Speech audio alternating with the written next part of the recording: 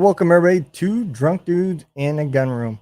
So, as everybody knows, this show is sponsored by Operation Encore.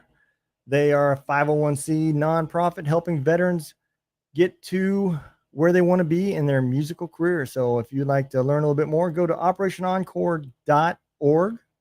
And don't forget our other sponsor, Gun Room Radio. Here's a little commercial about them. You are not alone. There are so many. It's a mortar attack. Smaller fire and RPGs. We don't. He was sitting in the shadows with a gun in his hand and a lifetime of.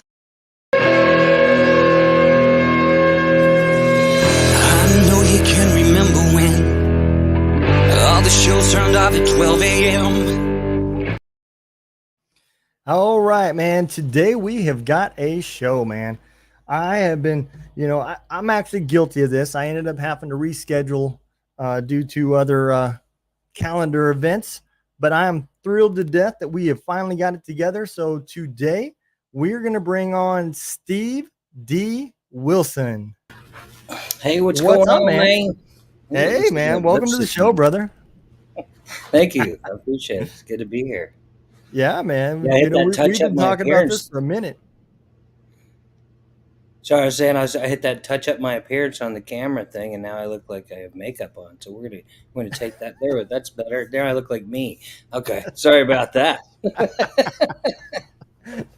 No, that's just for when you get big, man. You got your own makeup artist and the whole 9 yards, man. Yeah.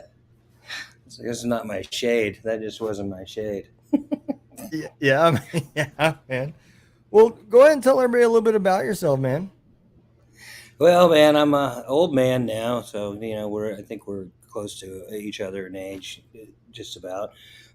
I went to college for a couple of years at the University of Wyoming. My dad was in the Air Force for 27 years, and he had retired, but was working out there in civil service in Wyoming, and that's where I ended up graduating high school and going to my first couple of years of college.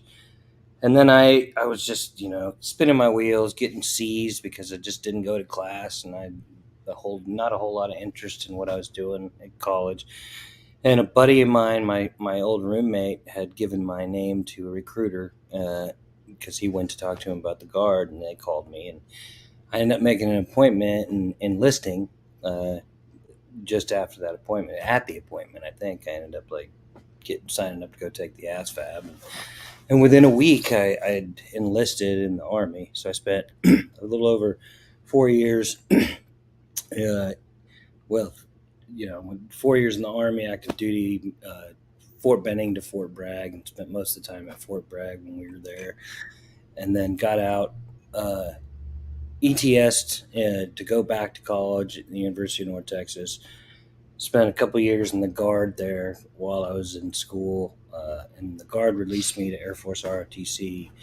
I got commissioned in the Air Force when I graduated from North Texas, and then went and flew B-52s at Barksdale Air Force Base for the initial part of my Air Force career.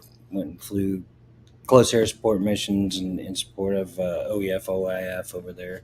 So dropped a lot of munitions and cruise missiles and fun shit over there. And then ended up, my last assignment was I was in T1s teaching at NAS Pensacola. So I was on an Army base or Navy base. So I tried to, I ran the gamut of services as much as I could. My brother was in the Coast Guard as well for 20 years. So yeah, man. I think we got them all covered one way or another. And then for the last 10 years, I've just been, playing music and stumbling, fumbling, bumbling, trying to figure out the world. Oh yeah. Aren't we all, man? If we, as we get older, it's like you get wiser, but then you ask that one dumb question, like, why did I do that 20 years ago? And you still don't have that answer. Absolutely. So let's dig in a little bit about what made you decide to go in the Air Force, man.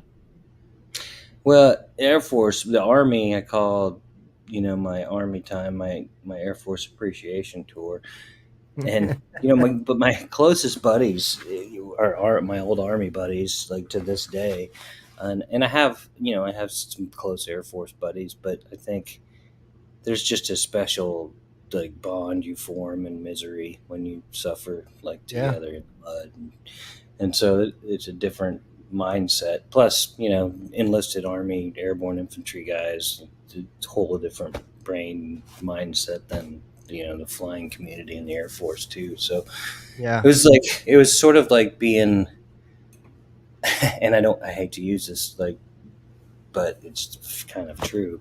It's like kind of being a member of this elite crazy country club and also being a member of this like really fantastic freaking rugby team. You know what I mean? It's like that Yep. dichotomy. Like, Absolutely, so man. anyway, yeah. But so the Air Force is, I don't know, man. I was like in college, and I knew that like I was in a admin. First, I went to the guard, and I went to an admin unit, and I was like, oh my god, this is the worst decision I've ever made in my life. Because I just left, the 82nd Airborne Division Yeah. infantry unit, and like these were people that just did not give a shit about anything at the time. Yeah. It's like The most 30. squared away guard guy would be somebody you were chaptering in the Army. Yeah, exactly.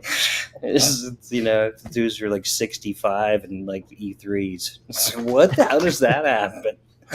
And anyway, so I got out of that unit fairly quickly and found the infantry unit back in Dallas, in the east part of Dallas, and I was in that unit until they released me. But um, I was in school for one semester, and then I was like, I don't know what I'm going to do. And my brother flew. He ended up flying helos and Falcon jets for the Coast Guard. But first, he was in the Air Force. And, always trying to keep up with my brother and compete and trying to get my dad's attention. And he was Air Force. I guess I just kind of gravitated towards that. But meanwhile, I was still playing music and writing music, and my true love was always music. So Hmm. while I was in college, I was also playing shows and doing better and better. And I'd fill the bars on Fridays and Saturday nights and Thursday nights, and started getting offered more money to play these shows. And I was like, well, maybe I don't accept my commission and I just play music. And my dad was having no part of that. He's like, Yeah. how are you going to pay your bills? I was like, you get a point. But yeah, so I accepted my commission and then tried to juggle everything for about 12 more years. Yeah, man. So you said B-52s, huh? Yeah, the buff. Dude, That was, that had to be a blast. it was a blast to a degree. Like the buff is it's the airplane that your grandfather flew. So, Yeah. and the newest models are 1961. Those are the newest bodies, and it smells like your grandfather's airplane, and it was an experience, that's for sure. It's like going to war in your grandfather's airplane is an experience, but um, yeah, it was one of the coolest, craziest experiences of my life. But Yeah, I don't know man. about a blast. I don't know if I'd describe it as a blast, to be honest with you. It Well, I know was a damn cool experience. yeah, yeah. I know from being on the ground side of it, um, we were happy to see any help, but Yeah, the 52s were probably like not as happy as A10s, I think there's yeah. a big difference in accuracy between the Well, two. the problem is we have so much loiter time. We have so much gas because there's so much fuel on our airplane compared to the A10s and stuff that Yeah, those guys would go in. They'd only have they don't have that much time, and they can get yeah, low as absolutely. compared to us. So Yeah, we got used for a lot of like low passover, like show of force kind of shit. Hey, drop some flares, drop some chaff, scare these dudes, but yeah, that was more what we did towards the end instead of dropping, you know, JDAMs, yeah, GPS yeah. stuff. Well, I know you said, but how long was you in the Air Force? 11 years. So 11 just, years. yeah, almost 12. Yeah. Okay. So I did 16 altogether. I didn't get promoted to 04 because I was an idiot and I just didn't do myself any really great favors. So yeah, I got passed over on my second look to major, and they said thanks for playing fiscal Yeah. year 2012. Look, man, I don't know about for the Air Force, but I know in the Army, the officer promotion is brutal. I mean, they tell you as an NCO you have to set yourself apart, but as an officer, you really have to set yourself apart because the enlisted side, the promotion, the better that your boss can write, the more likely you're going to get promoted. But with the Yeah, officers, that battalion commander, he's handicapped. The way in the Army, the way they do their OERs is you can only have one number one, and then after that, you've yeah, got the first loser, the second loser, and the third loser, you know, and yeah. the ratings Stratification. have to recommend.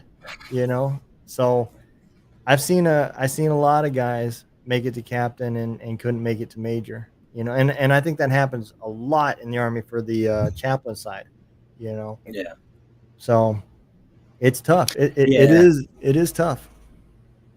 I like I said, I didn't do myself any favors either. I tried to juggle family and a music career and an Air Force Yeah. officer career at the same time. And just plus, I just never learned. In the Army, in the Army enlisted ranks, and I'm sure in the Marine Corps, you kind of get used to being rewarded on merit. Like how hard you work, how hard you bust your ass. Yeah. You go. There's the pathways, Soldier of the Month board, whatever, and Yep. you meet these boards and you kick ass, and that's how you get schools, et cetera, et cetera. But in the Yep. Army or in the officer ranks in the Air Force, you have to be able to promote yourself Yeah. and write your own OPRs. And if you don't write your own OPR, give it to your boss just for his signature, and you haven't stratified yourself or learned to do all that shit, then you're screwed. Yeah. No, you So, you are absolutely right, man. yeah, And that's the other side to it that a lot of the civilian counterparts don't understand. Um, and I think that comes along with some of the attitude too that the soldiers have when they enter the civilian force. They're just like, man, let's get this shit done. Let's do it. Let's figure out the problem, fix it, and move on. And some of the civilians become kind of, I don't know, threatened, like you're trying to take people's jobs or stuff like that.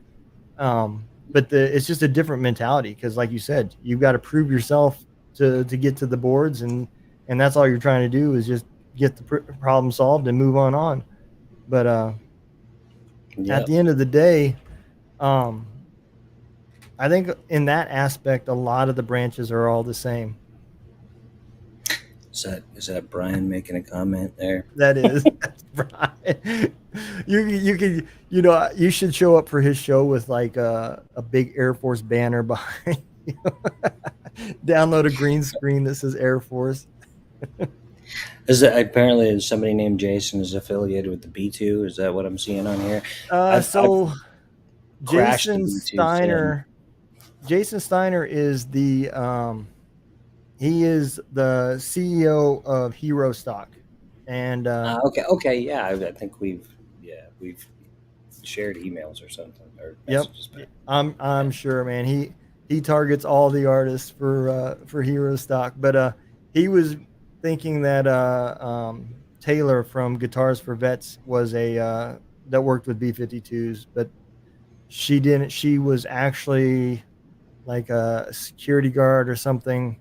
Not security guard. She Yeah. was an MP or something um, in the Security SP, I guess is forces. what the Air Force. Yeah, for the belt for Now the it's B2. yeah. So at Knob Noster in Kansas or whatever out there.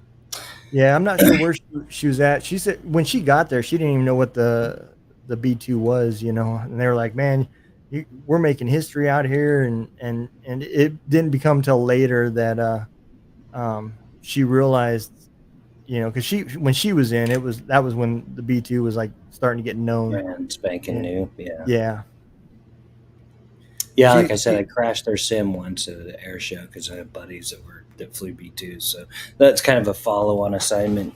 One of the options if you're stratified and you do really well in the B-52, you can move. That's the next aircraft to advance into, like one of the options, B2, or there you go to test pilot school or a few other options. So I got to fly the thing. They do like full day sims in that sucker too, like 24-hour flights. No thanks. yeah, yeah, no, absolutely, yeah. The I crashed. so let's dig in a little bit because this has been a topic that we've talked about, and I kind of want to give people an idea of gunroom radio. We're playing better music because of just exactly what you said before, about how hard it was to juggle military, home, and still try to do a music career, man. So let's talk about an average day. Let's say a Friday night when you're gonna go gig too. How did you juggle all this stuff to even still continue Yes, to do music? one of my buddies I taught with down in Randolph Air Force Base, his name's Dan Meeks, and he left me this really interesting, really great like recommendation on LinkedIn a long time ago that kind of it touches upon this whole topic. And it's funny that you said that because that's what my mind instantly thought of. But he said you'd look at Steve and he'd be on the phone scheduling the MOA, the flight areas for flight time for his students, and then hang up the phone and talk to a venue owner about booking its band on Friday night, and then hang up the phone and get online and do like his lesson plans or whatever for the next class, and then post something to their website or whatever, or answer emails about a gig for a future gig. And then Hmm. he would call his wife or go to lunch with his wife and have his kids come by the squadron. And that's how my life was, but it was constant chaos. Yeah, And I would get home from work and I'd see my kids, and by the time they'd get to bed, I would get on the computer and I'd look up options like to try and find new bookings, and I'd try to update all our stuff, and I'd try to promote us. And back then it yeah. was MySpace. I was on MySpace, like just trying to carve out some sort of musical niche and get an audience out there to listen. And I so miss my. anyway, yeah, that was it. That was life. And then go do it all over at 6 o'clock in the morning the next day. Yeah, you know, I didn't even realize it either. I used to be that guy that said content creators. That sounds like the Millennium Panhandler. That's not a Yeah, real job. And man, I'm gonna tell you, since I've started podcasting and everything, no, that's work yeah, because it does that self promotion is wow, man. It it's if you exhausting. if you are not making content, or in your case, singing, then you need to be promoting yourself. Those are your choices. And to add military, and like you said, you was in OEF or OIF, and supporting that mission, man. That puts your military career or your music career on hold. It's not like you're going to fly Yeah, home to go hit that gig on Friday night, And I know with the little bit I know about the music industry, man. If you're not out there trying to get seen and get known, you get forgot about. And you take somebody that's probably a year away, gone for a year, and then comes back, you got to start all over again of trying to get your name out there and get shows and yeah, so forth. yeah.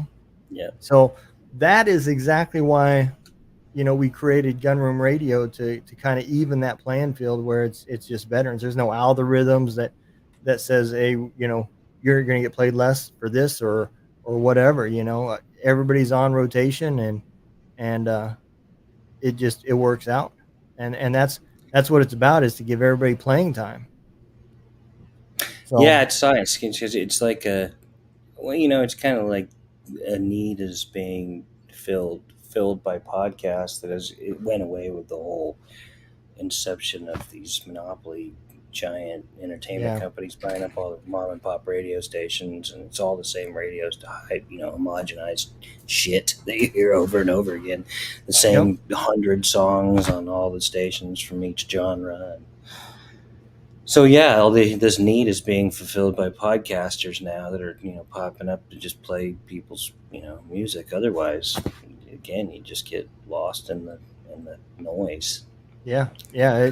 drown That's what out. happened to me when I didn't know when I started the podcast. It was literally me and my first aunt drinking a couple beers, trying to figure out how we were going to help veterans because Yeah, we got tired of going to the VFW that all they talked about was how much money they made from bingo.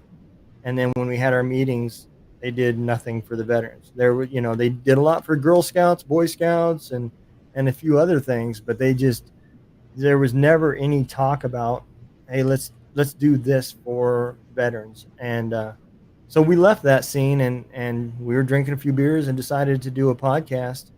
And that's where the name came from because he owned a little gun business, and we spent most of our time drinking and working in his gun room. And so that's where the name came from, two drunk dudes in a gun room. And so we filmed it in the gun room. And when we started, we didn't know how it was going to go, man. But I guess we should have known because as soon as like a lot of these social medias seen the guns in the background and shit like that, we were instantly banned. TikTok hated us. I think we were banned longer than we actually had content. So, but they that's where it all came from, and that's where I discovered, holy shit, man, this is hard. You know, because yeah, when you first start, dude, you get a shitload of downloads because all these hosts, your new podcast, they put you out in front of everybody. But man, if you don't start pulling Joe Rogan's stats within the first week or two, and you just get buried in the algorithm, and they don't show you no more. So yeah, yeah, it's tough, man. And that's when I was like, I started having guest interviews with artists and stuff, and I was like listening to their stories, and I was like, holy shit, man. If I get buried in the algorithms, who cares? I got a job. I just go do my job. This is for fun for me. But some of these guys, this is what's putting food on the table. You know? yeah, absolutely, for sure. And well, the music business, I think you kind of walk into it knowing that you're not gonna, unless you're super awesome, like, and have great connections and funding, you're probably never gonna be a millionaire. But Right.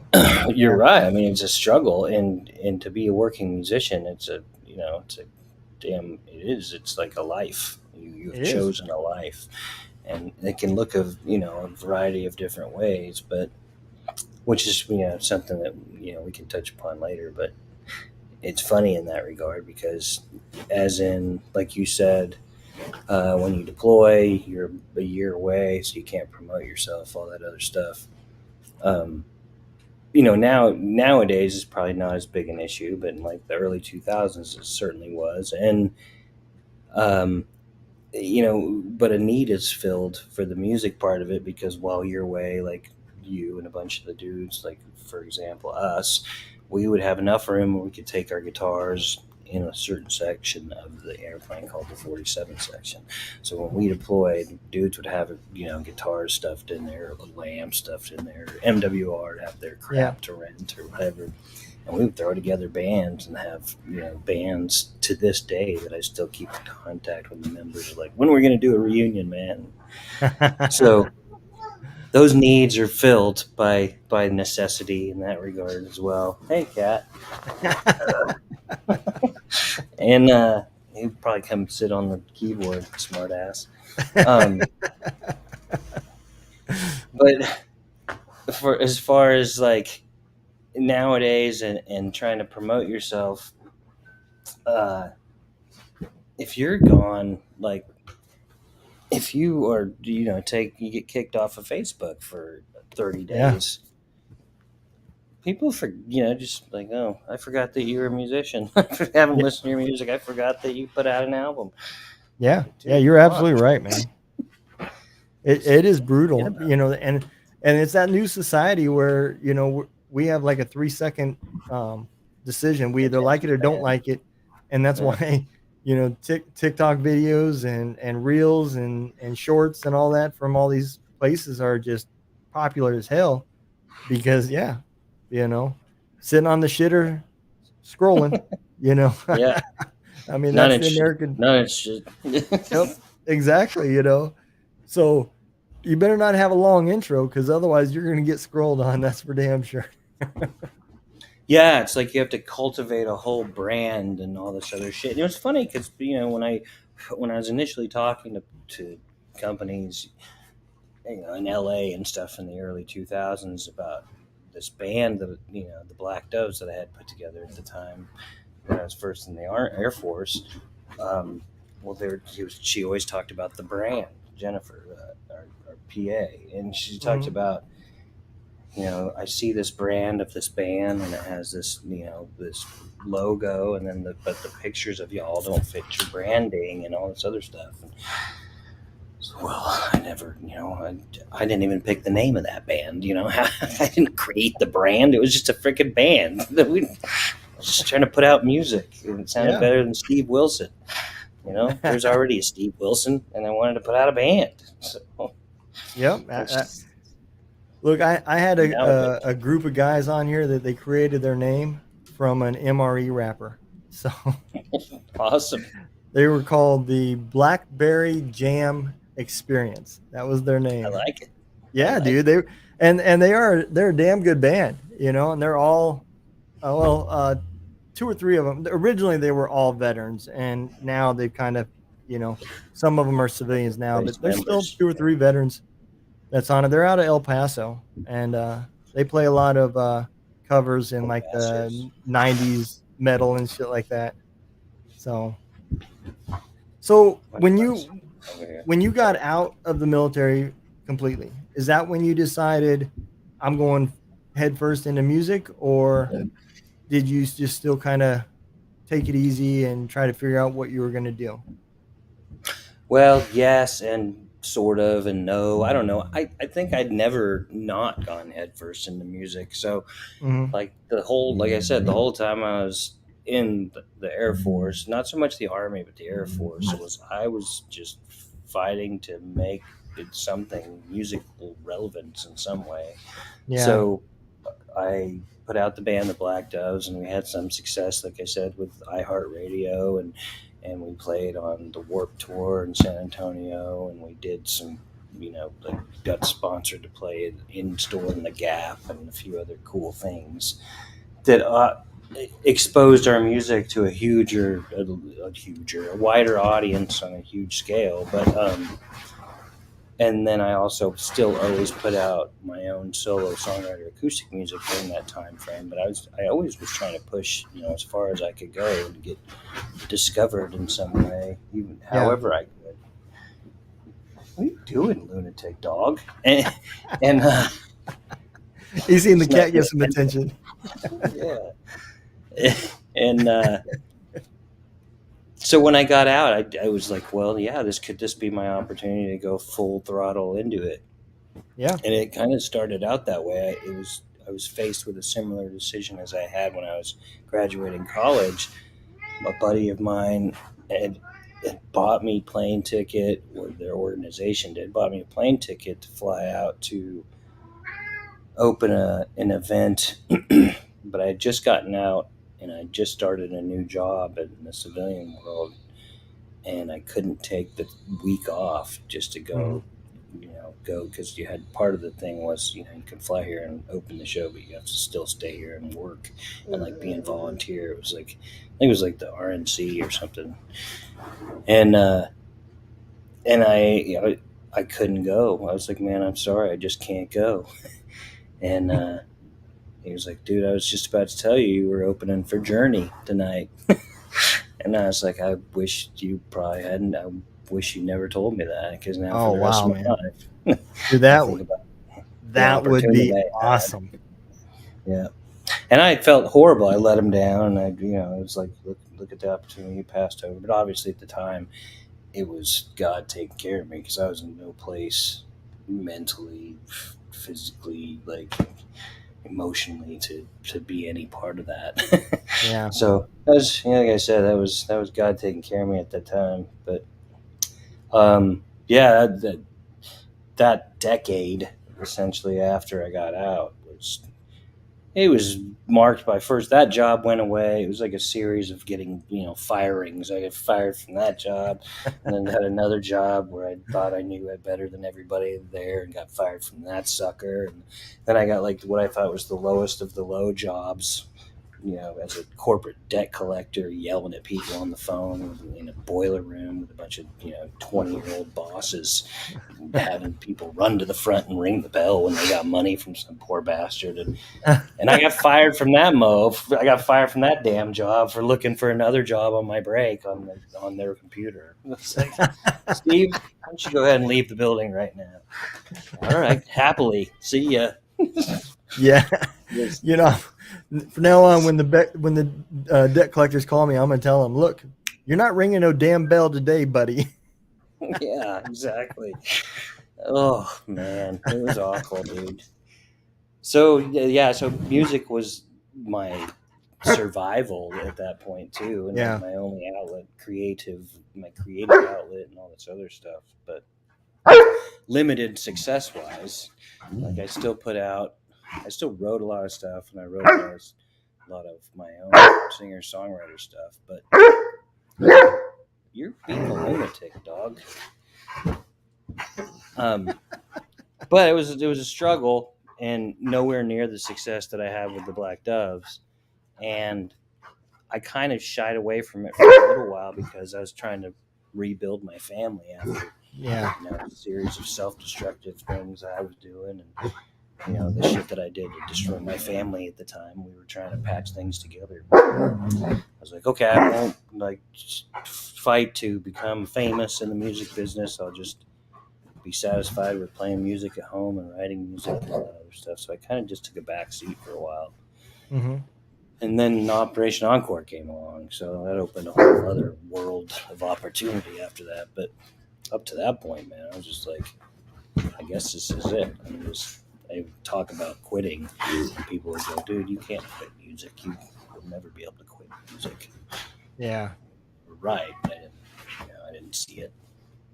Well, I think that's one aspect is similar, to I know for myself and a lot of other veterans, every time, all the way up to the point where you raise your right hand, it is, screw this shit, I'm getting out. I'm not re-enlisting. Yeah. Hell with that. And then it's, I, Donald Dunn, do solemnly swear to, and it's like, it's the same thing. You get frustrated, you get a series of licks, and I think that's just one thing the mind needs to heal when it gets to that overwhelming, is just to say, fuck it. And it is what it is. And you walk away, and then you can come back with a different perspective and a different amount of energy that you had while you were getting kicked in the face, So I think it'd be the same thing, because the music industry is super tough, man. I mean, it really is. And as Sugar Rose put it, if you are not financing me, feeding me, or fucking me, they don't want nothing to do with you. And she was referring to label companies. Absolutely. Yeah, absolutely. I was watching that show Idol on HBO or whatever they're calling themselves these days, HBO Max or Max, with The Weeknd and Johnny Depp's daughter, and it was I was like, wow, that's showing it. It's the music business showing itself right there, because that's what it's like in the high dollar music business with those idols and teen idols and the Britney Spearses. And so it gives you inside look at how cutthroat and awful it really is. You're just a cash cow for these people. Yeah. And dude, the people don't want to hear you bark. He doesn't understand who I'm talking to because he doesn't hear anybody talking back because of the headphones. Yeah, he thinks you're trying to play with him. Yeah. So, you've been talking to me this whole time. What's your problem? Oh, do I need to turn on some music for you in a different room, young man? See, even he's addicted to your music, man. He's just addicted to attention. I guess he must be a millennial. Just kidding. Oh man, I haven't been banned on Facebook until now. I got 4 of them. We've had 4 of them, as you see. So I can say that, and they'll give me shit about it. But Absolutely, man. Me too. I haven't had 4. I had 2, but yeah, no, I get it. It's a whole nother world. hush, So, dog, hush. what all have you been doing lately? I know you're talking about back in the booth and recording some new music and so forth. Are you touring and everything right now too, or? I moved. I lived up in Denton, the Denton, Texas area near Dallas, until March of this year, and I over the course of that, COVID and 2020, 2021, I recorded that album, Matt Black. Mhm. Cole, or will you shush, dog? Bits and Pieces is the name of the album. So I recorded that album up there, and it was the band were studio buddies, or guys I hired to come into the studio, local, really talented musicians, and then the band that we put together to play live shows. My buddy Lawrence, Danny, and Brent from the Black Doves. We were starting to play shows, and then kind of life happened. Some tragedies occurred, and that kind of whole thing fell apart. Yeah. Like the as far as being able to play those live shows with those guys, and like I was ready to get out of the Dallas area, and my mom passed away last year. My dad couldn't really stay in Tennessee any longer by himself. Hmm. It didn't make sense to have him out there, so we moved him to Portland, Texas, which is about 10 minutes from where I am now. And I moved here in March to be closer to my dad and the rest of my family that's down here. And I've done a couple open mics since I moved down here, but there's not a whole lot of. I haven't been seeking a whole lot of shows because I've been kind of more focused on writing and getting the rest of this year figured out, and kind of where I'm going to go from here, because I didn't anticipate Matt Black to just be one single album. I would like to have continued to work that project, but Hmm. because I have all these songs that I've written over the last few years, like folders full of them, probably 60, 70, 80 songs just waiting to be Wow. recorded. And some are gems, and some are probably junk, but I'd like to sit down and at least whittle through and find my top 20, and so that's the plan right now, is to whittle through those songs, figure out what's going to come out, and I may release an EP. In the meantime, I might fly out to see a buddy of mine, Christian Anthony, in Virginia area, and record at his studio, record 5 songs out there, or just kind of do what I've been doing, recording them at home, and then wait until I have funding or financing to get back out to see my buddy out in San Francisco on Napoleon Street out there, Hmm. Adam Rossi at AR Audio, and record at his studio. But it just depends budget wise, And right Oh now I yeah. got 3 in college, so that's a whole other issue too. Yeah. Oh yeah, man. That's the industry to get into. You should teach music instead of playing it. Make a Yeah, whole bunch of money. if I knew anything about it, I might teach people. I'm gonna tell you, man. It all comes down to the dollars. When I started thinking about Gunroom Radio, I was I was naive as hell because I knew I got family members in the music industry and I don't talk to them. So, I got a guy that is similar to like you guys, that he gigs and everything. He moved to Nashville. He's a cousin of mine. Um, I don't even know him. I've talked to him maybe twice in my whole life. And then I've got a family member by marriage. The guy married my cousin, used to be the lead guitarist for Eddie Rabbit. and I don't talk to him either, you know? So when I started this radio station, I was like, man, you know, there should be a radio station that just plays veteran music. And then I started looking, I was like, oh, well, I could go to airtime .pro and sign up 39.95 and start broadcasting. You know, veterans will just give me their music, and hell, it's simple, man. I didn't know shit about copyright or any of that stuff, you know.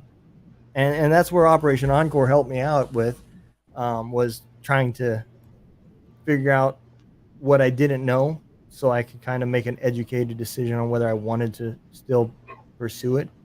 But yeah, man, the red tape and everything that comes along with it is just, it's brutal, you know. They've cracked down a lot, like the last couple of years, especially too. Like YouTube, for example, I post my own songs, Mm-hmm.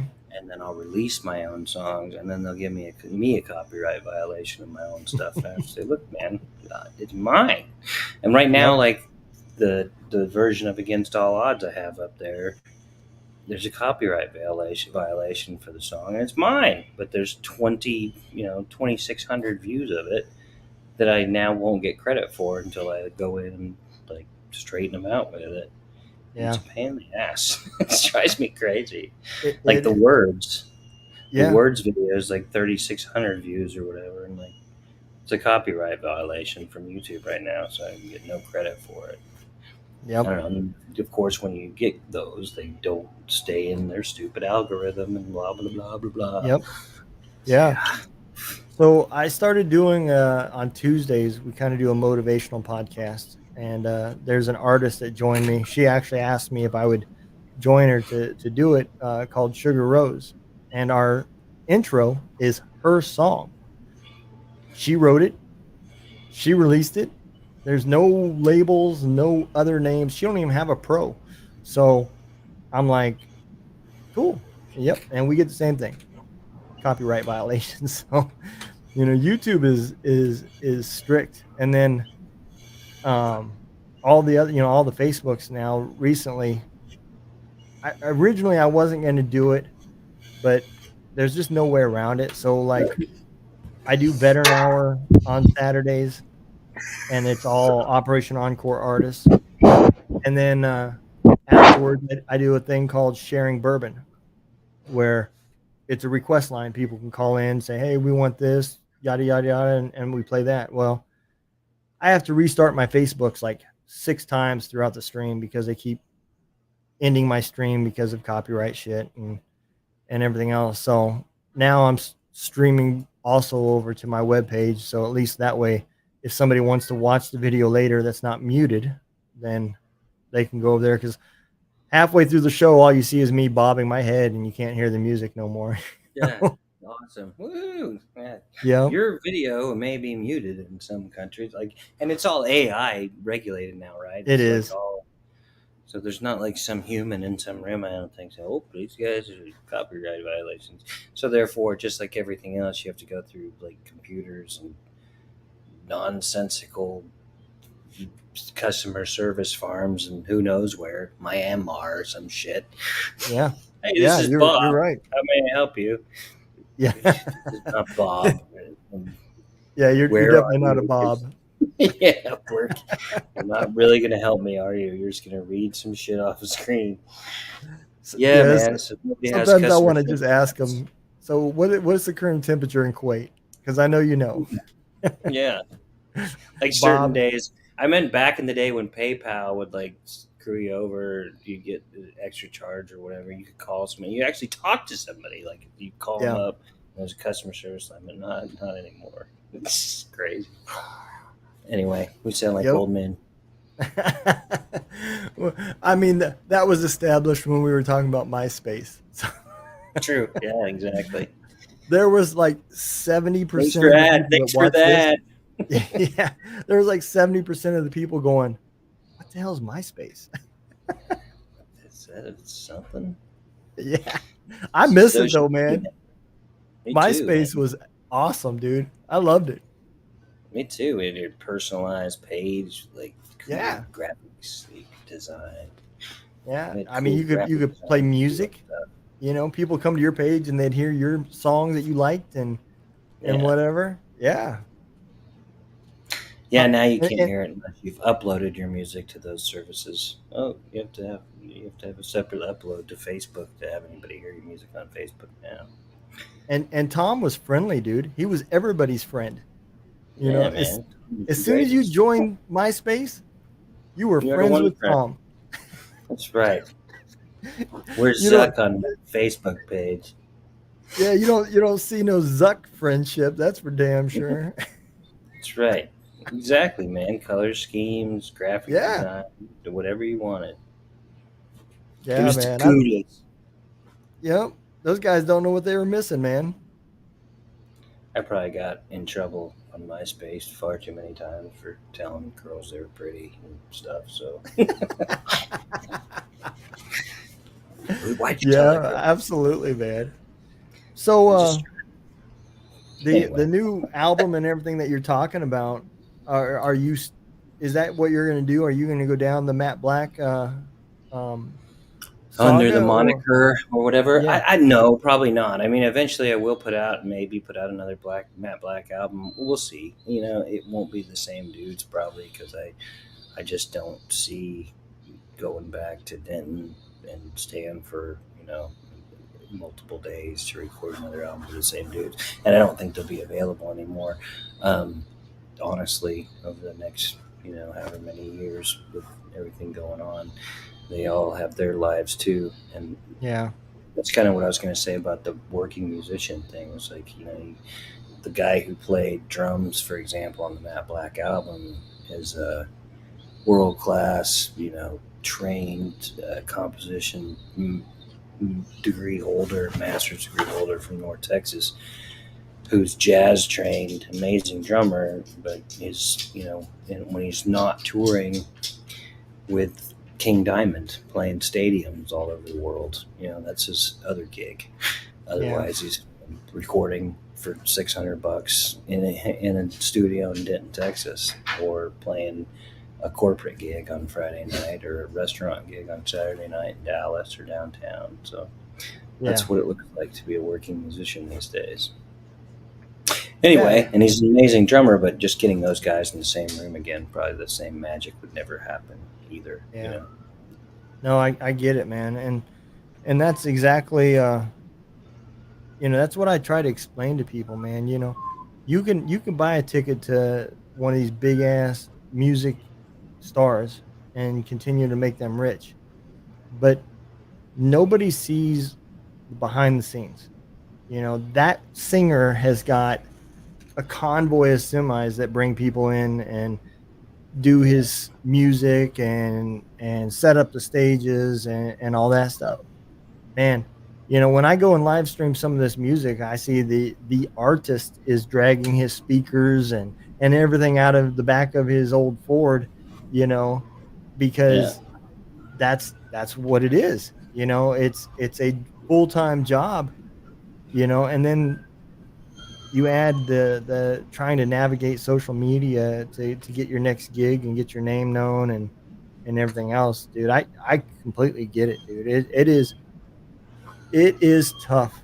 I don't care what you do for a living on the side, whether it's nothing or you have a full-time job, dude. It is tough to navigate. yeah. It's funny. Like, did you see the movie Crazy Heart, where he was, Bad Buck or whatever, Jeff Bridges, and he was old country music star, and he was still in his old, shitty Silverado from 25 years, peeing in coffee jugs, like on his way to the next gig. And he Yeah. would, sit in with. He'd have sit-in musicians, but that's another level that you can get to too. But still, it's it's still the shit that nobody sees at the show who comes to watch the artist. They Yeah. don't see the drive from Albuquerque to El Paso or whatever Yeah. that night before. They just see the show. But again, like it's another whole, like, that's considered a successful stage to be able to get to that point where you have like nightly sit-in musicians who can, have music sheets with your music that you just have to sing to. You show up and play a little guitar and you have a band behind you backing. But most of the time, you're just out there plugging it away by yourself or Yeah. with another two people or three people you're playing music with. Yeah. Yeah, absolutely. Whole new world. And I've been slowly trying to. I ain't gonna say slowly. It's been being received slowly. I've been trying to get some time spots set up to have some comedians come on and have their own little bit, because man, that is another. It's not as hard now as it used to be, but Yeah. with TikTok and all the reels and everything else, but it is still a very competitive industry to try to do full time. And that's a whole different mentality of people, man, because they don't receive the notion of radio and stuff like that, like musicians do. This seems like it's almost automatic. Hey, I got to get my music on the radio. And I look at it more like Sirius XM, where you got the comedy channel, or something like that. And I'm like, look, don't you guys want a place to where instead of you getting a 4 or 5 minute bit at an open mic to test new material, wouldn't you like to have a spot where you could test your whole new material and see what worked and what didn't? But yeah, it's just not being perceived the same way. I don't know, Yeah, man. I don't know how you'd pull that one off. You remember the half-hour comedy hour back on VH1 or MTV back in the day? Used to see a lot of great comedians on that, but it's just Yeah. it's a little condensed comedy show with no drink getting in between. Just had it cut up. But Yeah, I think they're just content with reels and TikToks and stuff like that to use. yeah, that requires way too much attention, right? You have to Yeah. spend more than 30 seconds to hear somebody bit. Yeah, absolutely, man. Absolutely. So Animals. Leave me alone. These two are like both staring at me. Here, I'm going to show you this. There's my cat yelling at me. There's my dog whining. he's like he's finally lost it, man. He's talking to himself. They're both like meow meow, and he's like, I'm like, leave me alone, dude. Yeah, man. When I was driving truck, that's what I did when I first got out of the military. And man, it was so lonely. I finally got a dog and put a dog in the truck with me, and I still got her today. And as a puppy, she loved it. But as she got older and the home time, we'd come home and she had other dogs to play with and a huge yard to run around. Man, when it was time to go back out on the road, I'd be like, come on, let's go. And she just looked at me like, I'm not getting in that damn truck. No interest. I make her That cat go though. was miserable. The dog on the way here, he loves car rides and whatever. He's cool with it. If it were up to him, he would never be on a leash, but he would run his ass away. But the cat, when I had to get him in the truck on the way down here, he was really pissed. Like hadn't having to be in a truck for hours. He was Yeah, so man. ready to get. So he's not ready for you to be a full-time tour guy, huh? Yeah, no, not at all. Maybe if I had a bus, he'd be completely cool with that. But Well, if I did take that cat anywhere, he would escape like immediately. He would be out. That's all he wants to do is go back to be a street cat. well, just tell him, man. Look, turd. we're only gonna tour in catnip legal states. All right. That's right. It's totally cool, dude. He was found in a dumpster. My son found him in a dumpster, so he's just getting over being a dumpster cat. Will you leave me alone, dog? Leave me alone. I'll show you real quick the moral support that I get with mine. I wish mine would do that. I took him out right before I got on here with you too, but he was just like, "Nope, there's no sound in here, so therefore it must be time for me to go out. Leave me alone." Yeah, man. So let me ask you a question, man. If somebody, where's the main place that you want people to go to listen to you? Is it Spotify or? Well, I kind of tried to make it so it was easier for everybody to go like to one stop shopping to get wherever you needed to go for the rest of my music. So with my own stuff, like the solo stuff or any of the Black Dove stuff, it's stevedwilson.com. Okay. And then you can get to whatever service you use. There's links to all the services, so Apple Music, everything, Deezer, you name it. There's links to that stuff on there. And then for Matt Black, it's whoismattblack.com, and Matt Black is spelled MatteBlake. So, Who is Matt Black is the website, and then Steve D. Wilson is the other website, and those will have links to all the other platforms. Okay. I will make sure that I link all of those into the description too. So anybody that watches this on Spotify or whatever, they can click it and find all that same stuff too, man. Right on. Well, I Yeah. appreciate you coming on, brother. If you don't mind staying a few minutes, we'll throw our ending out there, and then I'll chat with you a little bit after we go off the live. All right? All right, my brother. I appreciate it. Thank you for having me, man. It was a good talk. Yeah, man. I've been looking forward to this for a while. I felt bad when I had to reschedule, but I so that day, real quick, the day that I had to reschedule, I had a guest on here. His name was Dwayne White. He was a comedian, and when he came on, so I'm in Rolla, Missouri, and the closest that he was going to perform, he was opening for a guy in Des Moines, Iowa, which is about 400 miles, about 380, 360, something like that. So while I was talking to him, I said, dude, I'll come up and see you. And I bought the tickets while we were talking on the show. And I never put it in my calendar.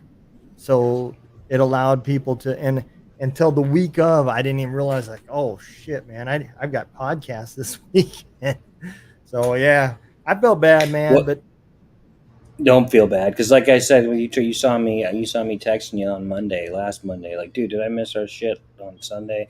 Because I'm terrible about putting stuff in my calendar as well.